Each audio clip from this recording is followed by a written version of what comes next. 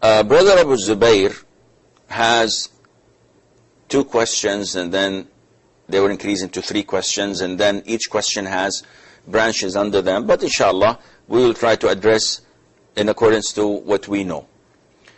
First of all, at TARAWEEH, he's asking, how is it that the Prophet ﷺ did never pray more than 11 rak'ahs? And now in the Haram, they pray 20 rak'ahs. And in the last 10 nights of Ramadan, they even increased that when they offered the tahajjud. So this adds another 8 rak'ahs or more or less.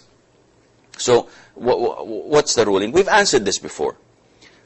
Akhi, Aisha, may Allah be pleased with her, said in the Sahih when she was asked about night prayer of the Prophet ﷺ in Ramadan, she said, he never exceeded more than 11 rak'ah in Ramadan or other than Ramadan.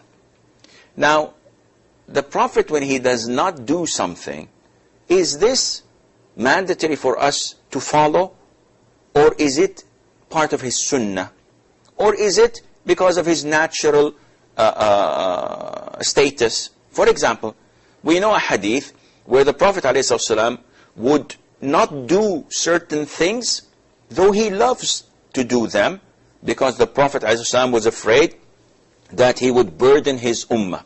For example, the siwak. The Prophet says, ﷺ, have I not feared that I would burden my ummah? I would have instructed them, ordered them, to use the siwak whenever they perform ablution and whenever they pray. So the Prophet would leave things that he loves. He would leave things that he loves, ﷺ, simply because he doesn't want to burden his ummah.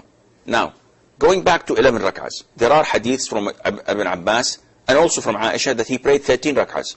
Some scholars say that these are the 2 rak'ahs of Fajr Sunnah or Isha Sunnah. Nevertheless, we have a statement that says that he prayed 13 rak'ahs. Not only that, the Prophet himself, how many times did he perform Umrah, actual Umrah? Twice. And how many times did he perform Hajj? Once. So is it logical that we say, okay, the Prophet only offered Hajj once, this is it? No. That is why Taraweeh, we cannot restrict it only to 11. The best is to pray it 11.